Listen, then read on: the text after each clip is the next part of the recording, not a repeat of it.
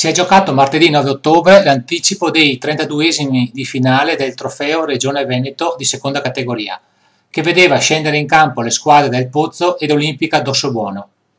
La partita si è giocata in campo neutro sul sintetico di via Sogare a Verona ed è stata molto combattuta ed equilibrata, con gioco prevalentemente svolto nella zona del centrocampo. Le squadre si sono così annullate a vicenda e lo spettacolo ne ha risentito parecchio, ma la posta in palio era alta.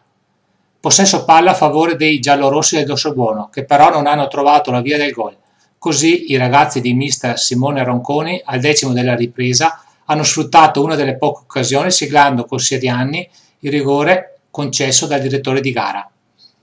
Gol che basta ed avanza al Pozzo per accedere al terzo turno del Trofeo Regione Veneto, manifestazione cui il presidente Gianni Zanin tiene in modo particolare.